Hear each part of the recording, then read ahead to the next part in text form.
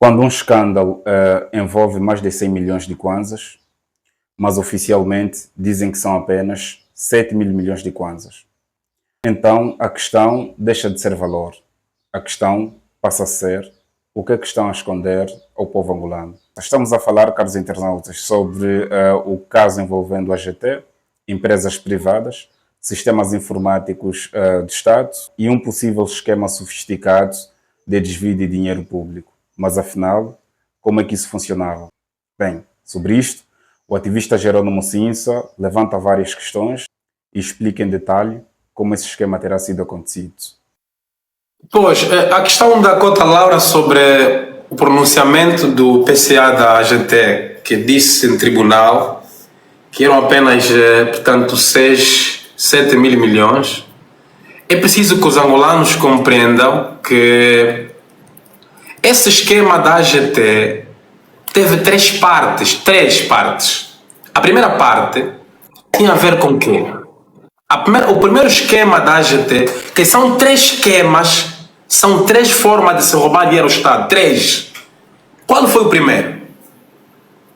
Identificar empresas que deviam ao Estado.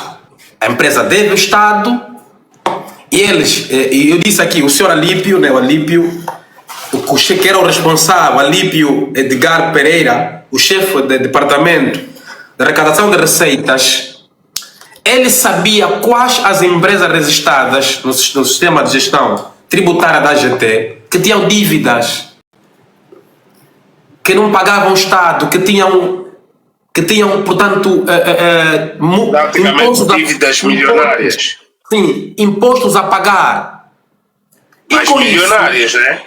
Obviamente. E eles iam, e eles criaram o senhor Pedro Lumingo, que pertencia à empresa TIS, que desenvolveu esse software, esse programa de gestão tributária da AGT, criaram um outro usuário que tinha também funções de administrador, para pagamento, para eliminação de dívidas, para tudo.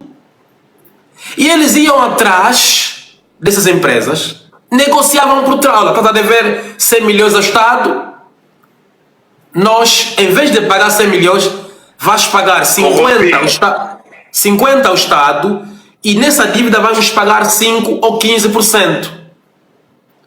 É esta forma que o José Leiria diz que eram apenas, portanto, 7 mil milhões. Mas agora, aquele dinheiro, a outro esquema era qual? Eles também localizavam as empresas que o Estado devia, que o Estado tinha que pagar ordem de saque, iam negociar com elas para que o Estado pagasse essas empresas e com isso eles recebiam também comissões, recebiam a micha. Qual era a segunda fase do esquema? As empresas também que o Estado tinha que devolver o IVA, eles também iam atrás dessas empresas, o Estado devolvia o IVA a essas empresas e depois recebiam comissões. Qual outro esquema? Terão 4.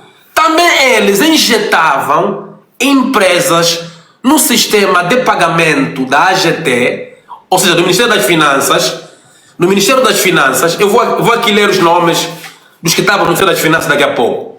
E eles injetavam empresas que supostamente prestaram serviço ao Estado, que nunca prestaram serviço, e o Estado pagava essas empresas, dividiam dinheiro.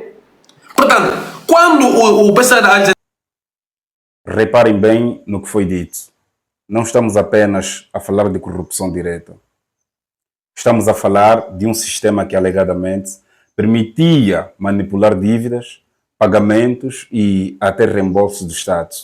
Ou seja, não é sobre roubar, é ter um mecanismo montado para facilitar o roubo. Vamos continuar a ouvir.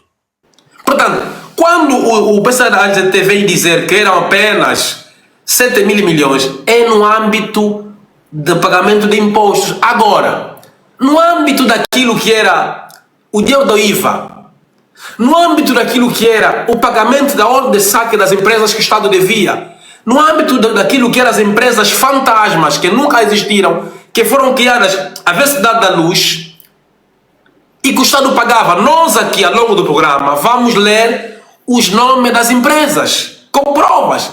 E aqueles que vão receber o documento vão ler todo o dossiê, estão lá as contas bancárias, onde era depositado o dinheiro dividido, o que foi apreendido, de que eram contas bancárias, as empresas criadas. Então, a resposta dada pelo PCA da AGT é uma resposta errônea. E num país em que está a se combater a corrupção, nessa altura, o PCA da AGT tinha que estar suspenso e exonerado. Porque está na altura de um esquema. O Ministério Público, só para perceberem, quando a denúncia foi feita no SIC, o SINSE entrou no terreno. Homens de peritagem, os homens de investigação forense ou digital do SIC investigaram e leram. E é uma coisa aqui: todo mundo que trabalha com informação sabe disso, que é engenheiro, que técnico sabe disso. Quando nós entramos num sistema de pagamento ou sistema de redes, administrador de base de dados, lá ficam logs, fica um registro das operações feitas. Se você entra num computador, se você entra onde tem um sistema, num telefone, eu que estou aqui atrás do telefone, eu consigo ver quando é que você entrou, que hora entrou, o que fez, que operação fez. E a equipa de peritagem e de investigação forense do SIC, os elementos do Ministério Público, os elementos do SINSE, foram apurar a verdade, que na verdade, passa aqui o pleonasmo, eram mais de 100 mil milhões. Não eram 7 mil milhões. Mas isso foi provado com quê? E também fez uma análise de acordo os bens apreendidos, porque havia algum pagamento que não era feito em dinheiro. Agora, há um ponto muito mais grave. Se, como foi dito, o sistema informático permitia criar utilizadores com privilégios administrativos, então isso levanta uma questão técnica séria. Estamos perante a uma falha de segurança ou algo feito de forma intencional. Porque qualquer especialista de sistema sabe, um software do Estado não pode ter esse nível de vulnerabilidade. Não pode. E depois temos a questão dos valores. Fala-se oficialmente de 7 mil milhões de kwanzas, não é? Mas investigações apontam para mais de 100 mil milhões de kwanzas, não é? Aqui entra detalhes importantes. Nem tudo é dinheiro em mão. Também entra bens, casas, viaturas, patrimônio. Ou seja, o valor real pode ser muito maior do que aquilo que foi declarado. Ok? Vamos acompanhar aqui o Jerônimo. Também recebiam viaturas, recebiam casas, haviam patrimônios. Tudo isso engloba nesse valor. Porque há pagamentos que foram feitos com base em patrimônios. Há quem recebeu casas, há quem recebeu um telefone, recebeu um carro. Na investigação criminal... Está na diáspora e precisa de apoio jurídico? A Glória e Leonídio Limitada é especialista em consultoria para vistos, IRS, recibos verdes e abertura de negócios. Contacte já. Mais 244 975 073 262. Ou Londres, mais 44 7594 397 584. O valor global é calculado também com base nos ativos, não só os ativos financeiros. Também pode ser uma casa. Se você recebe uma casa, vamos avaliar no mercado. Essa casa está avaliada em quanto? Está avaliada em 80 milhões. Então, se você recebeu 100 milhões de kwanza em mão, e recebeste uma casa avaliada em 80 milhões, vamos falar de qual? De 180 milhões. E assim que se faz a peritagem, né? Então, na verdade, é que o PCA da AGT tinha que estar exonerado. E não, para passar a palavra cota. Um outro caso, a empresa TIS, eu conheço a empresa TIS há muito tempo. Essa empresa TIS surge praticamente com destaque em Angola, quando o atual governador do I, o José de Carvalho da Rocha, torna-se como ministro das Telecomunicações. Qual era o braço de ferro dele? Era o Manuel Homem. Esta empresa TIS, que criou esse software, que está a fazer gestão tributária na AGT, está ligado a Manuel Homem e também ao governador provincial do IJ. Essa empresa está sediada no Talatona, no condomínio Bela Business Park, no edifício Cabinda, no primeiro andar, na porta 103. Esta empresa é uma empresa também que está na Movicel, também participou no saque da Movicel. Então, se nós estamos a combater a corrupção, é preciso que, de facto, as empresas envolvidas, como é que a TIS desenvolve um software de gestão tributária e dá formação à AGT para gerir um software e não há restrições para a criação do outro usuário? Um técnico normal foi capaz de criar um usuário que rouba dinheiro do Estado. Essa TIS tem que ser responsabilizada. Como é que você desenvolve um programa, um software de gestão tributária de um país e tem essa vulnerabilidade ao ponto de um técnico normal criar um usuário que rouba o Estado? Mas se combater também se responsabilizar essa empresa TIS Tech Angola, vai afetar o ministro, vai afetar o governador, portanto, do IJ, vai afetar um leque de corruptos do MPLA que estão a beneficiar dessa empresa.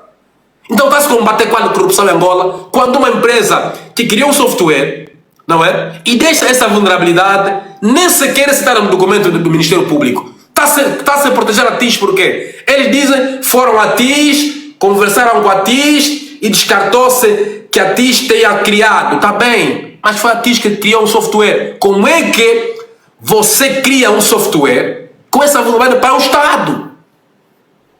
Que qualquer um pode criar um usuário. Quem entende sobre programação sabe que existem restrições criadas no âmbito da criação do usuário. Só o supra-administrador pode criar um outro administrador. Só um supra-administrador pode criar um outro administrador. E se esse jovem não era administrador, e não só, para terminar, Cota, como é que aqui há questões de vulnerabilidade a nível de segurança da informação? Como é que vai se criar num sistema de gestão tributária de um país um usuário assim, não está assim, admin 01? Como é? Como é que o nome do usuário é tão fácil assim? Certamente também que a senha era fácil. Como é que essa senha foi decriptada por um técnico normal que acedeu ao sistema e criou um outro usuário? Quem é o responsável disso? Quem é o responsável a nível da informação e tecnologia da informação e comunicação da AGT, do Ministério das Finanças? Isso o ministro não é responsável? Então, nós estamos aqui a apresentar questões técnicas. Quem estudou engenharia sabe o que estou a dizer. A nível de linguagem de programação, existem normas, existem níveis de gestão de informação.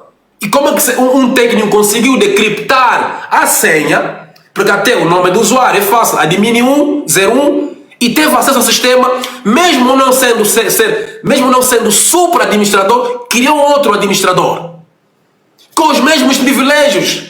Ah não, ele participou. Quando se cria um software, depois os que participaram, eles perdem o acesso, porque há restrições feitas para acesso a isso. Como é que não se alteraram os módulos de programação, sobretudo a nível de segurança? Incompetência, má governação, não querem ouvir os profissionais. Então, essa empresa TIS também tem que ser arrolada aqui. Essa empresa não está nesse processo. Se está, essa é uma citação simples. Fomos lá, portanto, e nós fomos consultar. Não é assim que se faz. Os homens da peritagem, de investigação forense e digital do SIC, não é assim que se faz. Não. Quem formou, eu também sou formado nisso. Estou a dizer, vou falar como engenheiro. São mentirosos. É tudo uma simulação de combate à corrupção. Eu também estou a falar aqui, sou engenheiro informático. O que estou a falar como engenheiro. Há falhas de segurança num sistema nacional. E essa empresa TIS foi só arrolada normalmente. E o pior de tudo, essas pessoas que lesaram o Estado mais de 100 mil milhões de kwanzas, qual foi a multa na pena suspensa que tiveram? pena suspensa de 3 anos e uma multa de 400 mil kwanzas. Não estamos a entender. Você rouba ao Estado 100 mil milhões e a multa que vais pagar ao Estado é 400 mil kwanzas. É 2 milhões de kwanzas. Não estamos a entender. Você rouba ao Estado 100 mil milhões de kwanzas e quando você for julgado, a tua multa que vai pagar ao Estado são 400 mil kwanzas. São 2 milhões de kwanzas. Estamos a combater a corrupção nesse país, Couto? Não, pá, não vale a pena. Bem, se tudo isso for verdade, caros internautas, então o problema não está apenas em quem executou o esquema. Está em quem criou o sistema, em quem supervisionou e em quem permitiu que isto acontecesse. Porque um esquema desta dimensão não acontece por acaso, né? Não acontece. E a grande questão é simples. Estamos perante a incompetência ou um modelo de organização de saque ao Estado? Deixa aí na caixa dos comentários. E, mais importante ainda, num país sério, quais seriam as consequências? Em Angola, a resposta ainda está em aberto. Vamos conversar através da caixa dos comentários.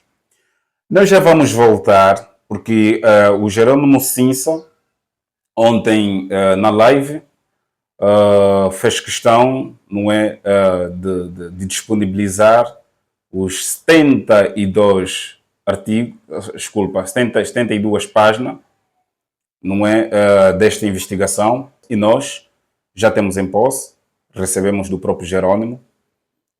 Vamos disponibilizar daqui, talvez em 72 horas. Fiquem conectados.